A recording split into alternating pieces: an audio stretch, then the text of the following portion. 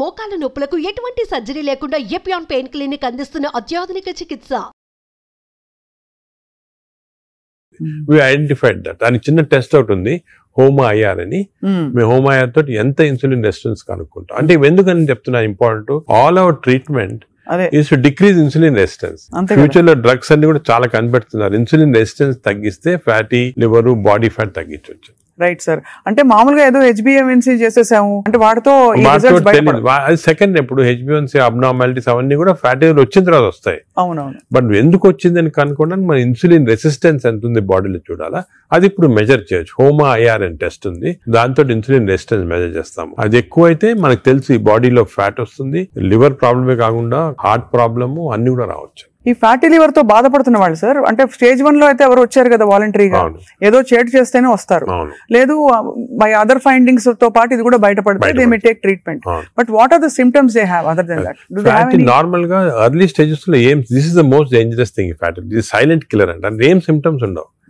People are normal, బాగానే ఉంటారు, ఏం సిమ్టమ్స్ ఉండవు. కొంచెం అడ్వాన్స్ అయిన తర్వాత కొంచెము ఫెటిగబిలిటీ అంటే తొందరగా అలసట వస్తుంది అన్నమాట. కొంచెంసేపు పని చేస్తే కూడా వీక్నెస్ లాగా వస్తుంది, కొద్దిగా ఇరిటబిలిటీ ఉంటుంది అన్నమాట, తొందరగా ఇరిటబిలిటీ వస్తుంది, ఇవన్నీ వస్తాయి. ఆ నెక్స్ట్ స్టేజ్ తర్వాత కొంచెం లివర్ ఫంక్షన్స్ అబ్నార్మాలిటీ, అంటే లివర్ టెస్ట్ చేస్తే అబ్నార్మాలిటీ, యూరిన్ కొంచెం ఎల్లో కలర్ వస్తుంది, అప్పుడప్పుడు ఎక్కువ స్ట్రెయిన్ చేస్తే ఎల్లో కలర్ వస్తుంది. నెక్స్ట్ స్టేజ్కి వెళ్ళగానే అప్పుడు జాండీస్ అవన్నీ చాలా లేట్ స్టేజెస్ అన్నమాట. జాండీస్, సిరోసిస్ అవన్నీ రావడం. సో ఫస్ట్ అర్లీ 75% దాకా ఏముండదు సిమ్టమ్స్ ఎక్కువ. ఇట్స్ ఓన్లీ దానికే ఇన్ని రోజులు మిస్ అయ్యేవాళ్ళం ఫ్యాటీ లివర్. దీనికి ఇంత ఇంపార్టెన్స్ ఇవ్వలేదు. ఇప్పుడు మా కార్డియాలజిస్ట్ కూడా ఫ్యాటీ లివర్ చూసారంటే భయపడతారు. ఫ్యాటీ లివర్ ఉంది, హార్ట్ ప్రాబ్లం ఎక్కువ కావచ్చు, తప్పకుండా కన్వర్ట్ అవుతుంది కనెక్షన్. సార్ ఇంతమంది ఫిల్మ్ యాక్టర్స్ గురించి విన్నాం మనం, ధర్మారావు సుబ్రహ్మణ్యం గారు, శ్రీహరి గారు, సో మెనీ ఆఫ్ దెమ్, వాళ్ళందరికీ లివర్ ప్రాబ్లం ఎందుకు వచ్చింది సార్? అంటే ఫిల్మ్ ఇండస్ట్రీలో ఒకటి అఫ్ కోర్స్ వాళ్ళు చాలా బిజీ లైఫ్ స్టైల్లో ఫుడ్ నెగ్లిజెన్స్, చాలా అబ్నార్మల్ ఫ్యాటీ ఫుడ్ తింటాము, అదే కొంతవరకు ఆల్కహాల్ కూడా ఉండొచ్చు, ప్లస్ స్లీప్ సరిగా ఉండదు. ఇంకోటి ఇంపార్టెంట్ అంటే స్లీప్ కి ఫ్యాటీ లివర్ కూడా సంబంధం ఉంది. స్లీప్ ప్యాటర్న్ సరిగా లేదు, లేకపోతే ఎక్కువ స్నోర్ చేస్తున్నాం అనుకోండి, స్నోరింగ్ ఎక్కువ ఉంటే ఫ్యాటీ లివర్ ఛాన్స్ ఎక్కువ. స్లీప్ యాప్నియా ఉన్న వాళ్ళకి ఫ్యాటీ లివర్ ఛాన్స్ ఎక్కువ. సో సినిమా లైఫ్ స్టైల్లో ఈ లైఫ్ స్టైల్ చేంజెస్ చాలా ఉంటాయి. వాళ్ళకి ఎక్సర్సైజ్ ఉండదు. కొంతమంది అఫ్ కోర్స్ ఇప్పుడు ఈ మధ్యన heroes are very particular exercise చేస్తున్నారు, కానీ ఇంతకుముందు ఓల్డెన్ డేస్ లో ఎంత పెద్ద హీరోస్ చేసేవాళ్ళు కాదు. So lack of exercise, abnormal diet, abnormal sleep pattern, stresses, ఇవన్నీ కూడా కాంట్రిబ్యూట్ చేస్తారు. అండ్ బహుశా ఈ ఫ్యాటీ లివర్ ని అప్పుడు అంత పట్టించుకోలేదు, ఒక 10 ఏళ్ల క్రితం వరకు అంత అవేర్నెస్ లేదు, ఇంపార్టెన్స్ తెలియదు మనకి. ఫ్యాటీ లివర్ ఇంపార్టెన్స్ కూడా గత 5 సంవత్సరాలుగా ఎక్కువ తెలిసింది. కోవిడ్ అయిన తర్వాత బయటపడింది ఇవన్నీ కూడా ప్రాబ్లమ్స్ ఎక్కువ రావచ్చు అని. Basically it's a life style disease మాట. సో దీనికి ఒకవేళ ఫ్యాటీ లివర్ డయాగ్నోస్ అవుతే what is the first step అసలు ఎలా? సో మేము ఏం చేస్తాను, ఫస్ట్ ఫ్యాటీ లివర్ డయాగ్నోస్ కాగానే నెక్స్ట్ ఫైబ్రో స్కాన్ చేస్తాం. ఈ ఫైబ్రో స్కాన్ లో ఫ్యాట్ ఎంత ఉంది, ఫైబ్రోస్ ఎంత ఉంది క్లియర్ తెలిసిపోతుంది అన్నమాట.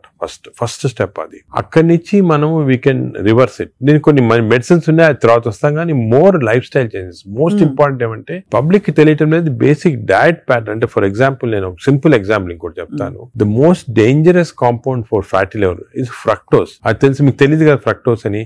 ఫ్రక్టోస్ అంటే మన షుగర్ లో గ్లూకోజ్, ఫ్రక్టోస్. అందరూ గ్లూకోజ్ డేంజరస్ అని, గ్లూకోజ్ కన్నా కూడా fructose is more dangerous. Fruits లో ఉండేదాన్ని అంతే కదా సార్. దాంట్లో ఏమంటే ఫ్రూట్ జ్యూస్ అనుకోండి, అందరు చిల్డ్రన్ కి మనం చిన్నప్పటి నుంచి ఫ్రూట్ జ్యూస్, ఆరెంజ్ జ్యూస్ తాగండి అంటాము.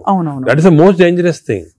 ఫ్రక్టోస్ అనేది ఎక్కడున్నా ఫ్రూట్ లో ఉంటుంది, హనీలో ఉంటుంది, జ్యూసెస్ అఫ్ కోర్స్ ఎక్కువ. బట్ యాక్చువల్ ఫ్రూట్ లో ఉన్న ఫ్రక్టోస్ అంత డేంజరస్ ఎందుకు కాదంటే అది ఫైబర్ లో ఉంటుంది అన్నమాట, ఎక్కువ అబ్జార్ప్షన్ ఉండదు. బట్ మనం ఫ్రూట్ జ్యూస్ లో ప్యూర్ ఫ్రక్టోస్ ఇస్తున్నాం. ఈ బేకరీ ప్రొడక్ట్స్ లో, పేస్ట్రీస్ లో, అన్నిట్లో కూడా ఫ్రక్టోస్ ఇప్పుడు ఉంది. కార్న్ సిరప్, ఇప్పుడు వెస్టర్న్ దాంట్లో corn syrup corn syrup common ingredient కదా సార్. దానికే ఇప్పుడు వెస్టర్న్ కంట్రీస్ లో దట్స్ ద మెయిన్ ప్రాబ్లం. అదే సోడాస్ లో, డ్రింకింగ్, ఇప్పుడు అన్ని టైప్స్ ఆఫ్, దీంట్లో ఫ్రక్టోస్ అనేది మోస్ట్ డేంజరస్. అది మనం కంప్లీట్ ఎలిమినేట్ చేయాలి అసలు. We should eliminate from our diets fructose. Course any sugars are bad.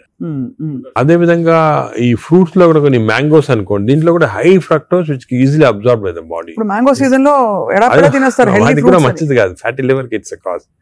Mangoes are a cause. We have to be careful. వేరేస్ వెజిటబుల్స్ లో కూడా కొద్దిగా ఉండొచ్చు ఫ్రక్టోస్, కానీ వెజిటబుల్స్ ఆర్ కాంప్లెక్స్ కార్బోహైడ్రేట్స్ కదా, అబ్జార్బ్ కాదు బాడీలో, దాని వల్ల మనకి ప్రాబ్లం ఉండదు. మెయిన్ థింగ్ ఇస్, నేను ఫ్యాటీ లివర్స్ వచ్చిన పేషెంట్స్ నేను I spend lot of time with them. Me diet ఏముంటుంది, చాలా మంది రియలైజ్ చేయరు వాళ్ళ ఈ కొన్ని వాట్ దేర్ ఈటింగ్. చాలా మంది మేము ఆర్టిఫిషియల్ స్వీట్నర్ యూజ్ చేస్తాం, షుగరే వాడిన ఉంటారు. Artificial sweetener is more harmful producing fatty. Artificial chocolate ఏంటి ఏమవుతుంది, చిన్న చిన్న ప్యాకెట్లు వస్తాయి ఎల్లోవి, అవి కూడా ఈక్వల్ మంచి, అని అవన్నీ. ఎందుకంటే దానివల్ల ఏమవుతుందంటే షుగర్ లేకపోయినా గట్ లో మైక్రోబయామ్ ఉంటుంది, చేంజ్ చేస్తాయి. ఓహో. ఈ microbiome produces substances producing fatty liver. ఓహో, సో ఇటు నుంచి అయినా అటు నుంచి అయినా ఫ్యాటీ లివర్ దగ్గరకు వచ్చేస్తుంది. దానికే మనం ఏం చేయాలంటే ఆర్టిఫిషియల్ స్వీట్నర్ కంప్లీట్ ఆపమని చెప్పేస్తాను నేను వాళ్ళకి. అదే కొంతమంది మేము కాఫీ తాగుతామని మంచిది అంటే కదా లివర్ కంటే, కాఫీ పాలతో తాగితే మంచిది కాదు. Black coffee 2 cups every day. 2 cups every day is very good for fatty liver. అదే విధంగా you take ginger and turmeric tea, అంటే హాట్ వాటర్ లో జింజర్ గానీ టర్మరిక్ వేసుకొని తాగితే that also is very good liver మాట. అది కూడా చాలా మంది రియలైజ్ చేయరు. గ్రీన్ టీ కొంతవరకు మంచిదే. ఇటువంటి సబ్స్టెన్స్ ఆర్ గుడ్. వేరే ఆల్రెడీ ఫ్యాటీ లివర్ ఉన్న వాళ్ళకి ఆల్కహాల్ కొంచెం క్వాంటిటీ తీస్తే కూడా మంచిది కాదు. చాలా మంది రెడ్ వైన్ మేము తాగుతాం సార్ హార్ట్ కి మంచిది అంటారు. రెడ్ వైన్ వల్ల లివర్ చెడిపోతుంది, ఆ లివర్ వల్ల హార్ట్ కి మంచిది కాదు. నీకు రెడ్ వైన్ తోటి బెనిఫిట్ రావాలంటే నిజంగా హార్ట్ కి you have to drink 5 liters of red wine every day. 5 liters అంటే యాంటీ ఆక్సిడెంట్ దాంట్లో ఉంటుంది అన్నమాట. ఆ యాంటీ ఆక్సిడెంట్ క్వాంటిటీ మీకు బెనిఫిట్ రావాలంటే 5 liters. దానివల్ల anti oxidant available as tablet. You can buy the tablet and take 5 liters. ఒక example, ఒక రీజన్ వచ్చేసింది మాట red wine. Sir snake wine అని ఇప్పుడు వస్తుంది చైనాలో. అవునవును, ఆ స్నేక్స్ వేసేసి అదేదో లాంగివిటీ పెరుగుతుందంట అది అంటారు, కానీ అదంతా కూడా సబ్స్టాన్షియేటెడ్ కాదు. No scientific evidence for that. అది is more of a folklore అంటారు అలాగమాట. సో అయితే మరి ఈ fructose is one of the biggest culprit fructose. ఇప్పుడు refined oil, fried foods, maida, వీటన్నిటి డిబేట్ జరుగుతుంది కదా. ఇవన్నీ డిబేట్ ఏం లేదు, దే ఆర్ ఆల్ కాజింగ్. ఇప్పుడు ఆయిల్స్ లో కూడా they 2 types of oils, saturated oils, unsaturated, poly unsaturated oils మంచిది. ఎగ్జాంపుల్ ఏమంటే olive oil. But olive oil మనం కుకింగ్ ఎక్కువ యూజ్ చేయలేము. అవునవును. Second, rice bran oil is very good. Rice bran oil cooking use చేస్తాము, cooking that is very good oil. Third type of oils ఉన్నాయి కదా ఇప్పుడు కొంతవరకు. ఈ సాచురేటెడ్ ఆయిల్స్ అంటే ఎక్కువ ఉండేది palm oil, coconut oil, Saffola oil కూడా మంచిదే, కొంచెం అన్సాచురేటెడ్ ఫ్యాటీ యాసిడ్. సో ఈ ఆయిల్స్ లో మన కుకింగ్ ఆయిల్ చూసుకోవాలి, poly unsaturated or unsaturated oils use చేస్తే మంచిది. సాచురేటెడ్ ఆయిల్స్ మంచిది కాదు. సో అది డిఫరెంట్, అది కూడా డిఫరెంట్. సో మన కుకింగ్ లో ఎంతవరకు ఆయిల్స్ యూజ్ చేస్తే, ఏ టైప్ ఆఫ్ ఆయిల్స్ ఆల్టర్నేట్ చేసి, అంటే 1 month rice bran, 1 month sunflower, అలా చేంజ్ చేసుకుంటా ఉండాలి ఆయిల్స్. అది చాలా ఇంపార్టెంట్. మీరు చెప్తున్న దాన్ని బట్టి దాదాపు fried foods completely ban. Fried foods definite గా బ్యాన్. ఫ్రైడ్ ఫుడ్స్ లో ఏమంటే ఆయిల్ ఒకటి, ఇంకోటి మనం ఫ్రై చేసినప్పుడు oil becomes hydrogenated. Hydrogenated oil అనేది చాలా డేంజరస్ మన బాడీకి. ఫ్రై చేసినప్పుడు అయిపోతుంది, ఫ్రై చేసినప్పుడు అయిపోతాయి. అయినప్పుడు బాడీకి ఇట్స్ నాట్ ఆల్ గుడ్. ఇంకోటి ఏమంటే సేమ్ ఆయిల్ రిపీట్ చేస్తానే ఉంటారు. ఇప్పుడు బయట రోడ్ లో మిర్చి బజ్జీలు తింటుంటారు, ఆ 1 month సేమ్ ఆయిల్ ఉంటుంది. That oil is totally dangerous, బాడీకి డైరెక్ట్ గా వెళ్ళిపోతుంది ఫ్యాట్ కి. Air fryer sir, air fryer is better అంటారా? ఎయిర్ ఫ్రైయర్ డెఫినెట్ గా, ఇప్పుడు want to eat fried food, air fryer is better. అది ఎయిర్ ఫ్రైయర్ లో కూడా స్మోక్డ్ ఇది వస్తుంది అనమాట, అది దట్ ఈస్ డెఫినెట్లీ బెటర్. అదే విధంగా యూజింగ్ ప్లాస్టిక్స్ కూడా, ఎస్పెషల్లీ హీట్ చేయడానికి మైక్రోవేవ్ లో కూడా ఒక ప్లాస్టిక్స్ యూజ్ చేస్తారు, అది కూడా మంచిది కాదు. ఈ ప్లాస్టిక్స్ మైక్రో ప్లాస్టిక్స్ అవుతాయి అన్నమాట. మనం తిన్నప్పుడు మనకి తెలియదు, ఈ మైక్రో ప్లాస్టిక్స్ బాడీకి వెళ్ళిపోయి that also causes fatty liver. అవునా సార్? మైక్రో ప్లాస్టిక్స్ వల్ల కూడా మంచిది. సో ఎస్పెషల్లీ మీరు ఈ ఫుడ్ బయట నుంచి ఆర్డర్ చేస్తారు, ప్లాస్టిక్ దాంట్లో వస్తుంది, దాన్ని ఓవెన్ లో పెడతారు, తింటారు. That causes microplastics and causes that is something nobody. నువ్వు క్యాన్సర్ గురించి అనుకుంటాం కానీ ఫ్యాటీ లివర్ వస్తుందని ఎవరికి తెలియదు. That is also very problem. Second, ఇంకోటి సర్ప్రైజింగ్ థింగ్, రీసెంట్ గా మనం air pollution also is producing fatty liver. Air pollution ఇప్పుడు కొన్ని సిటీస్ లో మన దేశంలో ఎయిర్ పొల్యూషన్ ఎక్కువ. సాయంకాలం బయటకు వెళ్ళారు, ఎయిర్ పొల్యూషన్ వెళ్ళారు, రూమ్ లో కూర్చొని తాగుతారు, డ్రింక్ చేస్తుంటారు అనమాట. ఎయిర్ పొల్యూషన్ బయటకు, ఎయిర్ పొల్యూషన్ డ్రింక్ 2 ఎఫెక్ట్ వచ్చి కంప్లీట్ లివర్ చెడిపోతుంది. అంతే. So air pollution is not all, చాలా డేంజరస్ లివర్ కి. అది కూడా దట్ కెన్ కాజ్, ఈ పార్టికల్స్ ఉంటాయి కదా, అవి లివర్ లో ట్రాప్ అయిపోయి దానివల్ల ప్రాబ్లమ్ వస్తుంది. ఫ్యాటీ లివర్ కనే చాలా వివిధ కారణాలు ఉంటాయి. ఇలాగా డయట్ లో ఫ్రైడ్ ఫుడ్ ఒకటి, దాని తర్వాత కొన్ని స్వీట్ అండ్ థింగ్స్, ఫ్రక్టోస్, ఇవన్నీ కూడా చాలా డేంజరస్. హై ఫ్యాట్ కొన్ని ఉంటాయి సార్. ఇప్పుడు కోకోనట్ ఆయిల్ గురించి చాలా ఒక టైం నడిచింది, కోకోనట్ ఆయిల్ చాలా మంచిది అని చెప్పి. అలాగే మనకి అవకాడో చాలా మంచిది అంటున్నారు. అవకాడో మంచిది, అవకాడోలో ఎక్కువ పాలీ అన్సాచురేటెడ్ ఫ్యాటీ యాసిడ్. అలాగే ఫిష్ ఆయిల్ అనుకోండి, ఫిష్ లో ఉన్న ఆయిల్ omega 3 ఉంటుంది. omega 3 మంచిది. In fact omega, if you are vegetarians, I suggest omega 3 capsules తీసుకోవడం మంచిది. ఫ్యాటీ లివర్ కూడా మంచిది.